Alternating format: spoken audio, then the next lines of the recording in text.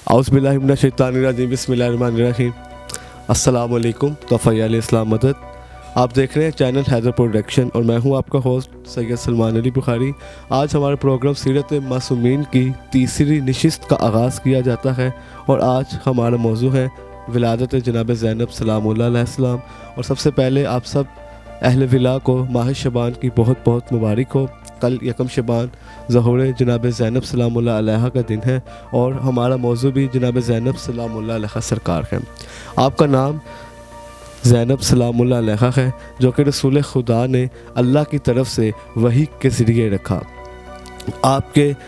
लक़ब तो बेशुमार हैं, बेशुमार लक़ब है मेरी बीवी के, लेकिन तीन ऐसे लक़ब मेरी शहज़ादी के जो बहुत अफजल और अहम हैं, जिनमें से एक आलमा, दूसरा अकीला बनी हाशिम और तीसरा आबदा आले मोहम्मद है। आपके वालिद का नाम इमाम अली इब्न अबी तालिब अलैहिस्सलाम है और आपकी वालदा का नाम जनाब फ़ातिमा ज़हरा सलामुल्लाह अलैहा सरकार है। आपकी विलादत 5 जमादुल अव्वल मोतबर और मशहूर या यकम शबान 5 या 6 हिजरी में है। आपकी विलादत मदीना मुनव्वरा में हुई। आपके शोहर का नाम अब्दुल्ला बिन जाफ़र है और आपके 2 फरजंद हैं जिनका नाम ओनो मोहम्मद है। अगर हम बात करें आपकी निस्बत की, तो आपकी निस्बत आपकी ज़िंदगी जिन मासूमीन के साथ गुजरी उसकी कुछ चंद तफसीर इस तरह से है कि आपके ज़िंदगी के 5 साल अपने जद अमजद रसूल खुदा सल्लल्लाहु अलैहि वसल्लम के साथ और 6 साल अपनी वालिदा गिरामी हज़रत फ़ातिमा ज़हरा सलामुल्लाह अलैहा सरकार के साथ, 35 साल अपने वालिद अमजद जनाब इमाम अली अमीरुल मोमिनीन अली इब्न अबी तालिब अलैहिस्सलाम के साथ और 45 साल अपने बरादर मौज़म इमाम हसन मुश्तबा अलैहिस्सलाम के साथ और 55 साल अपने बरादर इमाम हुसैन अलैहिस्सलाम के साथ, 24 साल अपने भतीजे सैयद ज़ैनुल आबिदीन इमाम सज्जाद के साथ और 5 साल इमाम मोहम्मद बाक़िर अलैहिस्सलाम के साथ हैं।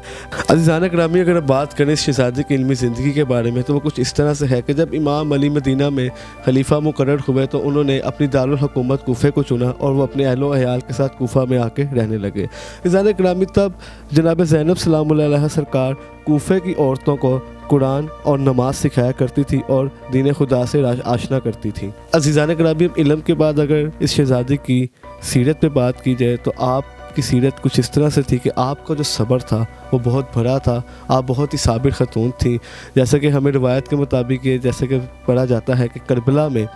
आपने जिस तरह से हिम्मत, बहादुरी और शुजाअत के साथ साबित कदम रही, ना सिर्फ साबित कदम रही बल्कि मौला सज्जाद के साथ आप कई बाज़ारों में फिरवाई गई, दरबार यजीद में आपको लेके जाया गया और करबला से शाम का जो सफ़र है उस सफ़र के दरमियान आपका जो सब्र देखने को मिलता है, तो तारीख़ में भी यही लिखा है कि आपसे बड़ा साबिर कोई नहीं था। ग्रामी शहज़ादी के सीरत की बात है क्योंकि तो आपने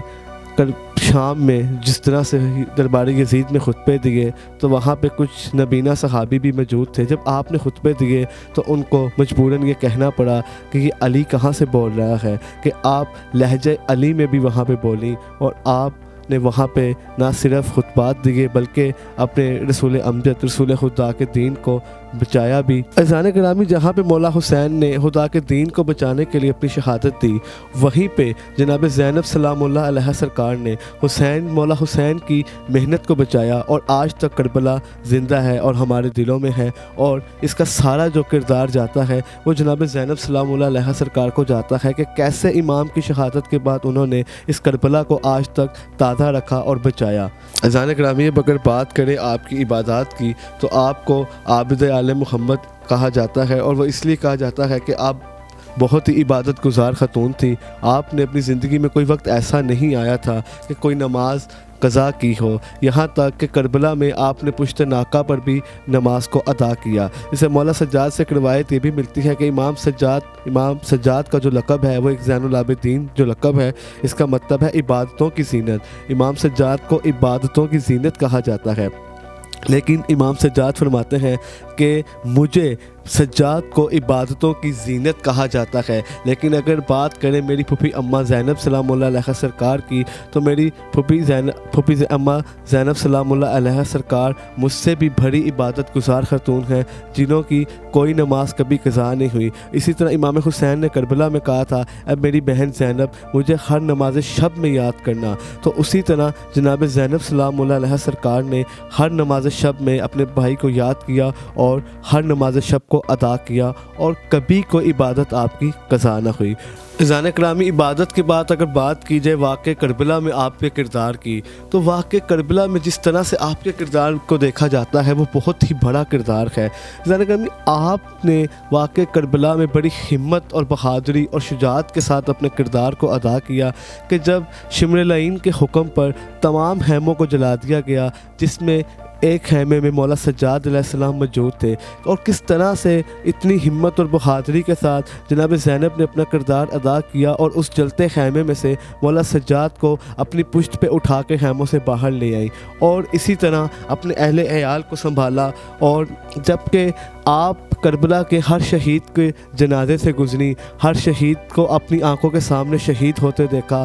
بھوک اور پیاس کی شدت بھی برداشت کی، پھر بھی آپ کی ہمت اور بہادری کا جو مرحلہ ہے وہ بہت بڑا مقام ہے آپ کا، کہ کس طرح سے آپ نے واقعہ کربلا میں جو آپ کا ایک اہم کردار ہے، وہ یہی کردار تو میری شہزادی کے بہت ہے، لیکن کچھ اہم کردار جیسا کہ میں نے بھی آپ کو بتایا کہ مولا سجاد کو جلتے خیموں سے باہر لے آنا، اس کے بعد واقعہ کربلا کو جو آج تک زندہ ہے اور روز محشر تک زندہ رہے گا، واقعہ کربلا بھی آپ کے کردار کی وجہ سے زندہ ہے، اور یزید ملعون کی جو موت وہ بھی آپ کے خطبات کی وجہ سے ہے، اور یہ بھی آپ کا ایک بہت بڑا کردار ہے۔ عزیزان اکرامی، اب بات کریں اس شہزادی کے پردے کی، تو میری شہزادی کا جو پردہ ہے وہ بہت بڑا ہے۔ میری شہزادی کا پردہ اس طرح کا ہے کہ کبھی بھی سورج نے آپ کا ایک بال مبارک بھی نہیں دیکھا، کبھی آپ کو بغیر چادر کے سورج نے نہیں دیکھا، یہاں تک کہ جب آپ نے اپنے بابا علی علیہ السلام سے بات کرنی ہوتی تب بھی آپ پردے میں رہ کے ہی اپنے بابا علی علیہ السلام سے بات کرتی،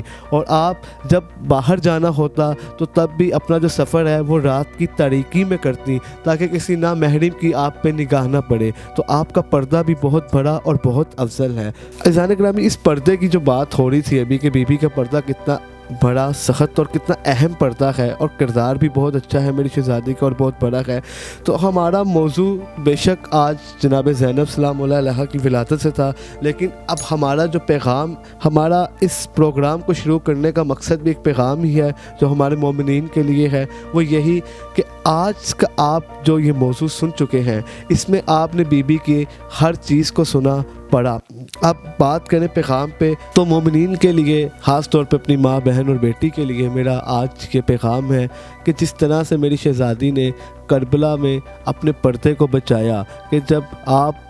کو خیموں سے باہر آنا پڑا تو تب بھی آپ نے مولا سجاد سے یہی پوچھا کہ اے سجاد اب ہم باہر کیسے جائیں، یا باہر جائیں یا خیموں میں جل کے مر جائیں، تو مولا سجاد نے کہا کہ اپنی جو خاک ہے وہ اپنے بالوں میں ڈالیں اور پھر باہر جائیں اور بالوں سے چہرے پہ پردہ کریں۔